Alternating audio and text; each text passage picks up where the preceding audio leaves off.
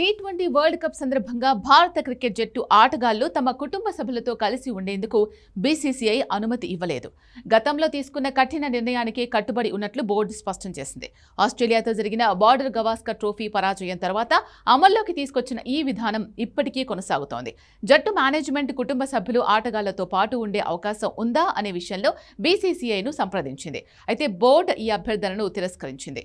అవసరమైతే కుటుంబ సభ్యులు వేరే హోటళ్లలో ఉండవచ్చని, కానీ జట్టు వెంట ఉండే అవకాశం లేదని స్పష్టం చేసింది.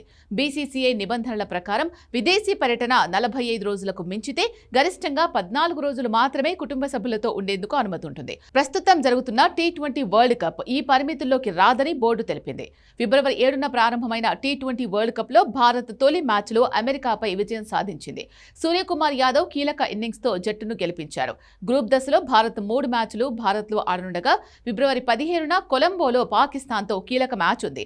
టోర్నమెంట్ మొత్తం జట్టు ప్రైవేట్ చార్టర్ విమానంలో ప్రయాణించనుంది. ఆటగాళ్ల కోసం ప్రత్యేకంగా చెఫ్లను కూడా ఏర్పాటు చేశారు. వారు సమీప హోటల్స్ లో భోజనం తయారు చేసి జట్టుకు అందిస్తున్నారు. కోవిడ్ తర్వాత విదేశీ టూర్లలో కుటుంబ సభ్యులు వెంట ఉండేందుకు అనుమతిచ్చిన బీసీసీఐ ఆస్ట్రేలియా పర్యటనలో ఎదురైన అనుభవాలతో తన వైఖరిని మార్చుకుంది. కొందరు ఆటగాళ్లు కుటుంబాలతో ఉండడం వల్ల జట్టు సమావేశాలకు, చర్చలకు హాజరు కాలేకపోయారని సహాయక సిబ్బంది నివేదిక ఇచ్చారు. దీంతో 2025 జనవరిలో కొత్త విధానాన్ని అమలు చేసింది. దీని ప్రకారం ఎక్కువ కాలం సాగే పర్యటనలో కుటుంబాలతో కలిసి ఉండే అవకాశం పరిమితం లేదు.